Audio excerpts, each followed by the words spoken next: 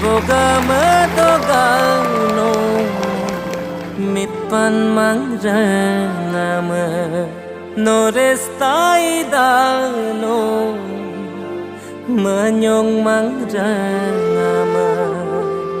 Onjona peguno Mapaldung taniya Nolukle naida Ngolu takam misinga Arada piadu Pesudu Pesudu Pesudu আজি মিচিং জাতীয় শ্বহীদ দিৱস আজি এই শ্বহীদ দিৱসত আমি জাতিটোৰ কাৰণে প্ৰাণ আহুতি দিয়া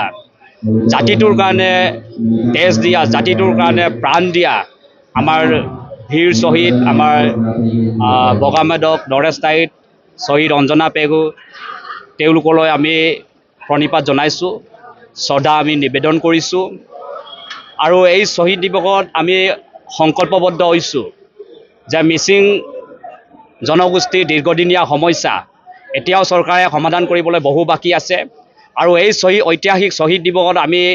সংকল্পবদ্ধ হৈছোঁ চৰকাৰক আমি আহ্বান জনাব বিচাৰিছোঁ আজি যাৰ কাৰণে আজি শ্বহীদ দিৱস আমি পালন কৰিবলগীয়া হৈছে জাতিটোৰ দীৰ্ঘদিনীয়া সমস্যা মিচিং অট'নমাছ কাউন্সিলক ভাৰতীয় সংবিধানৰ ষষ্ঠ অনুচ্ছেদ অন্তৰ্ভুক্ত কৰিবৰ কাৰণে দীৰ্ঘদিন ধৰি আন্দোলন কৰি আহিছে নৈপৰীয়া মিচিং জনগোষ্ঠীক এই বান সমস্যাৰ পৰা স্থায়ী সমাধানৰ কাৰণে দীৰ্ঘদিন ধৰি আন্দোলন কৰি আহিছে মিচিং মাতৃভাষাক শিক্ষাৰ মাধ্যম হিচাপে প্ৰৱৰ্তন কৰিবলৈ চৰকাৰক দাবী জনাই আহিছে যাৰ কাৰণে আজি শ্বহীদ দিৱস আমি পালন কৰিবলগীয়া হৈছে জনগোষ্ঠীৰ কাৰণে ঐতিহাসিক দিন আজি শ্বহীদ দিৱস আজিৰ দিনটোতে অৰ্থাৎ 1995 চনৰ 21 এপ্ৰিল তাৰিখে মিচিং জনগোষ্ঠীৰ এক সৰ্বাংগীন উন্নয়নৰ কাৰণে মিচিং স্বায়ত্তশাসিত পৰিষদৰ যি দাবী সেই দাবীক অবিৰতভাৱে আন্দোলন চলাই আহিছিলে কিন্তু এই সময়তে অৰ্থাৎ আজিৰ দিনটোতে এতিয়াৰ কংগ্ৰেছী চৰকাৰখনে উদয় শইকীয়াৰ নেতৃত্বত মিচিংসকলক এটা বুবা মিচিং স্বায়ত্তশাসিত পৰিষদ প্ৰদানৰ কাৰণে বিলমুখত মিচিং বাণিজ্যকৰণ উদ্যোগত এটা অধিৱেশন পাতি ঘোষণা কৰিব বিচাৰিছিল আৰু তাক তীব্ৰ বিৰোধিতা কৰি গণতান্ত্ৰিকভাৱে মিচিং জনগোষ্ঠীসকলে আন্দোলন কৰিছিল বিশেষকৈ টিএমকে নেতৃত্বত এই আন্দোলন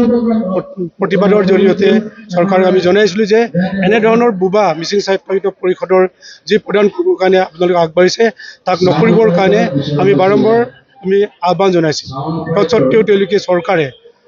নামানাৰ কাৰণে আজিৰ দিনটোত প্ৰতিবাদ কৰিছে গণতান্ত্ৰিকভাৱে আৰু এই প্ৰতিবাদ কৰাৰ এই মুহূৰ্ততে বিলমুখত নৰেশ বগা অঞ্জনা পেগুক